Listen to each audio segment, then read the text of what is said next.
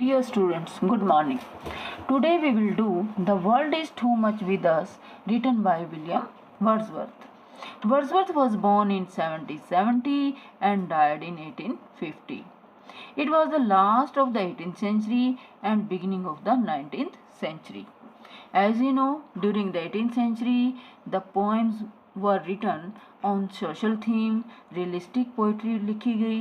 Alexander pope 18th century का महान poet था और उन्होंने सोशल थीम पर पोएम लिखी, सेट्रिकल टोन में पोएम लिखी, व्यंग्यात्मक पोएम लिखी और उनकी जो लैंग्वेज थी वो बड़ी ही विट्टी लैंग्वेज थी जो कि आम लोगों की समझ में नहीं आ सकती थी। बट रोमांटिक मूवमेंट चला और रोमांटिक पोइट्स ने जो पोएम्स लिखी वो नेचर के बारे में लिखी और कॉमन मैन की लैंग्वेज में लिखी।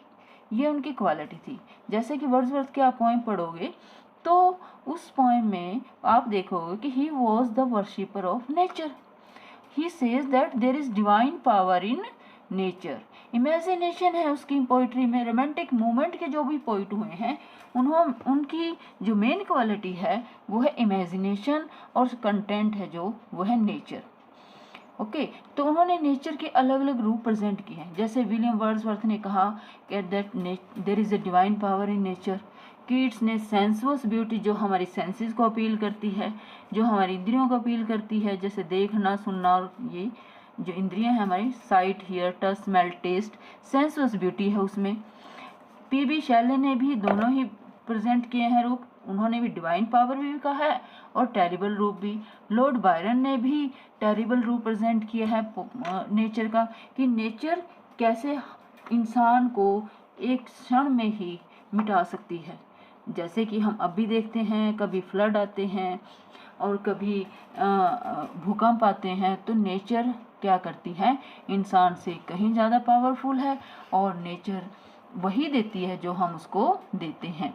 आज भी एनवायरनमेंट में इतना पोल्यूशन हो चुका है, लोग मेटलिस्टिक हो चुके हैं, लोगों ने पेड़ काट दिए हैं, जंगल काट दिए सिर्फ अपने बेनिफिट के लिए, अपने प्रॉफिट के लिए, और अब उसका जो रिजल्ट है वो हमें भुगतान करना पड़ रहा है कि एनवायरनमेंट में इतना पोल्यूशन हो चुका है और आदमी का जो एग्जिस्टेंस है वो खतरे में पड़ गया है। दैट्स वाई सेम स्थिति 18th सेंचुरी में थी। तो रोमांटिक एज में पोइट ने ये कहा कि नेचर तो हमारी सच्ची दोस्त है और उससे हम इतने दूर होते जा रहे हैं।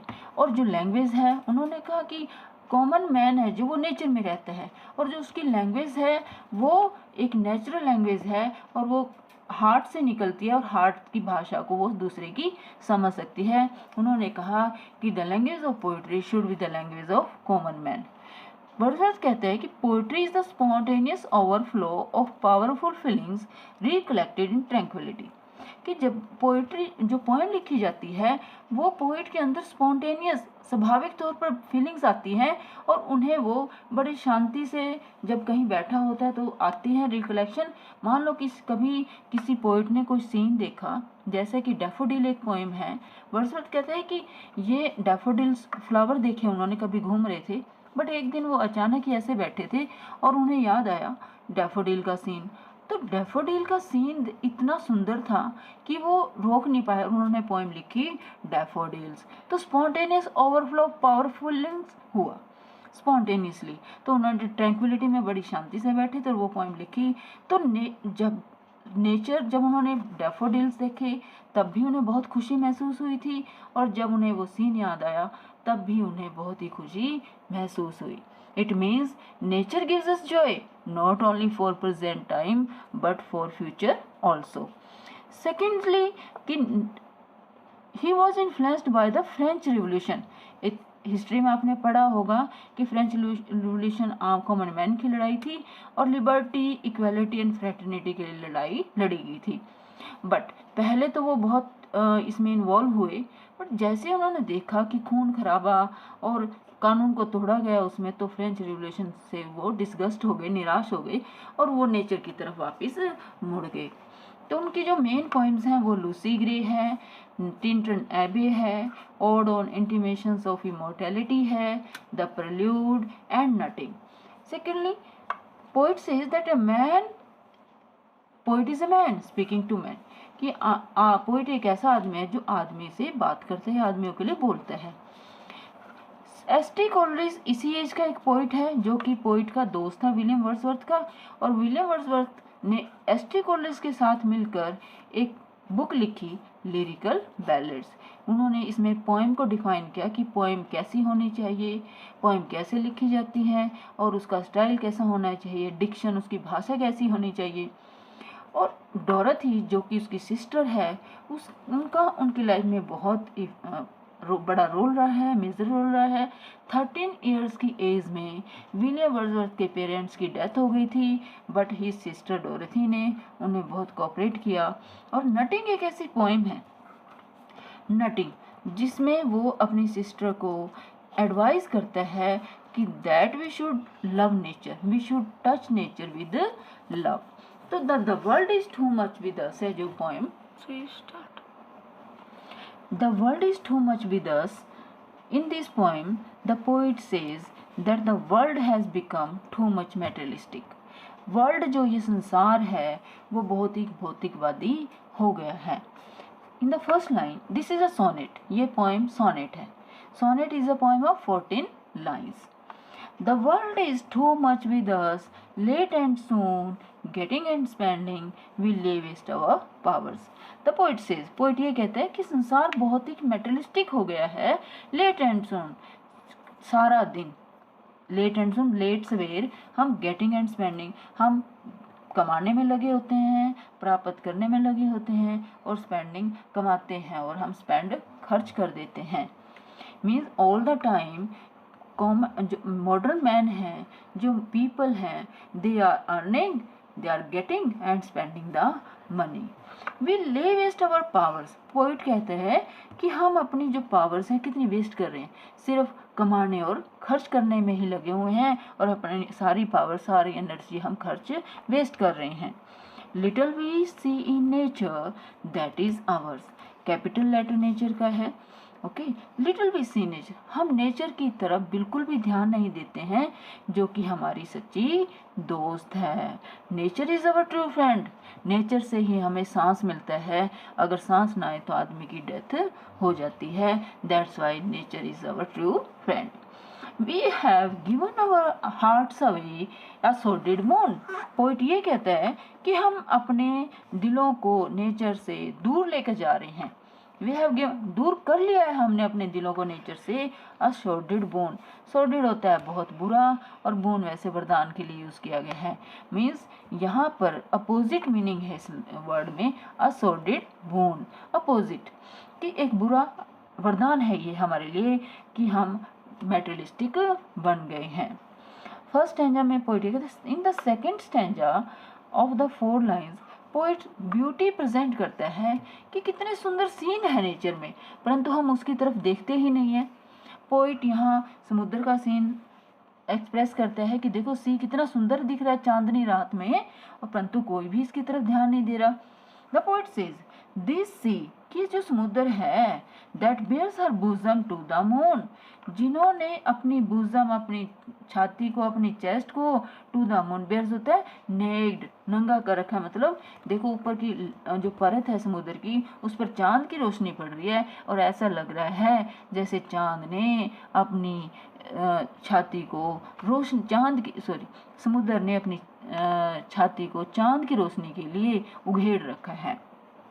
द विंड्स, हवाएं, that will be हाउलिंग at all hours, हाउलिंग होता है चलना, जो सारा दिन से, ऑल आवर्स में सारा दिन से जो हवाएं चल रही थी, and are up gathered now, अब वो रात को शांत हो गई हैं, up gathered now, like sleeping flowers, sleeping जैसे फूल सो जाते हैं रात को, मुरझा जाते हैं, ऐसे ही हवाएं भी रात को शांत हो गई हैं। इट मीन्स चांद की रोशनी में समुद्र जब लहरें उठ नहीं रही हैं इतनी ज़्यादा, और क्योंकि शांत है हवा, और वो ऐसे लग रहा है, शांत वातावरण इतना सुंदर लग रहा है जैसे चांद की रोशनी में समुद्र नहाया हो।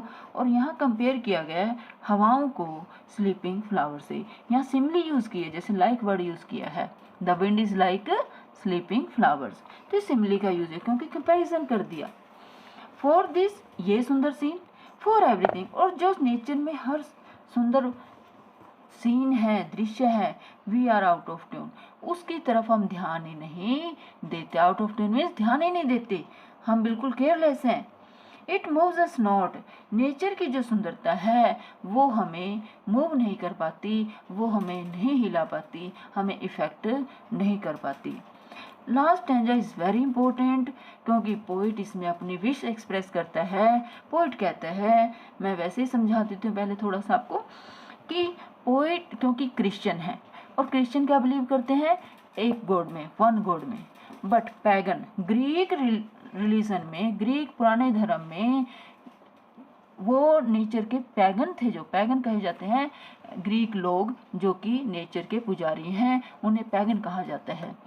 तो पैगन जो थे वो नेचर के पुजारी थे। जैसे हिंदू धर्म में हम पेड़ों की पूजा करते हैं, किसी पीपल को पूजते हैं, हम तुलसी को पूजते हैं, केले को पूजते हैं, तो हम नेचर पुजारी हैं, हम उनमें देवी देवताओं को देखते हैं। तो ऐसे ही पैगन है ग्रीक लिटरेचर में, ग्रीक रिलीजन में, और वो नेचर के पुजारी हैं। तो पोइट कहता है मैं क्रिश्चियन नहीं, मैं पैगन बनना चाहता हूँ, ओके, ताकि मैं नेचर में रह सकूँ। ग्रेट गॉड, ओ भगवान, I would rather be A pagan, मैं काश मैं पैगन होता, मैं पैगन बन जाऊं। सकल्ड इन अ क्रीड आउट वन, क्रीड होता है धर्म, आउट वन होता है प्राचीन।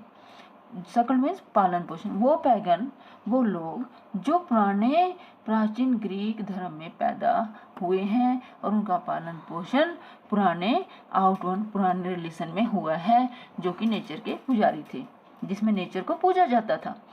सो माइट आई, मैं पैगन होता, मैं पैगन बन जाऊं, ताकि मैं, सो माइट आई, ताकि मैं क्या कर सकूं, standing on this pleasantly, pleasant होता है सुंदर, सुहावना, ली होता है चारागाह। काश मैं पैगन होता और मैं इस सुंदर सीन, प्लीजेंट ली का, सुंदर चारागाह का आनंद यहाँ खड़ा हो सकता और इस नेचर का आनंद ले सकता, और इस प्लीजेंट ली पर खड़ा होकर हैव ग्लिम्पसेस, देख सकता, नज़ारा, ग्लिम्पसेस यहाँ नज़ारा देख सकता।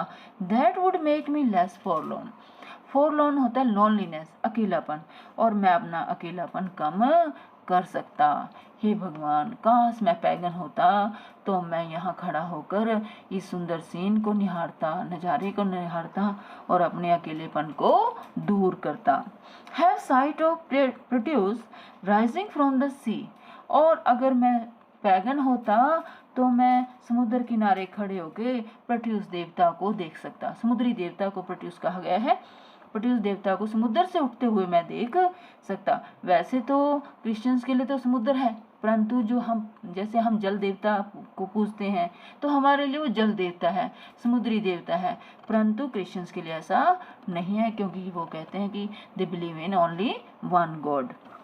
और hear all Triton blow his red horn, और मैं, ताकि मैं ट्रिटॉन देवता को सुन सकता, हिज रेड हॉर्न, जो घुमावदार उसका हॉर्न है, शंख है, और मैं अगर पैगन होता तो मैं ट्रिटॉन देवता को भी शंख बजाते हुए सुन लेता।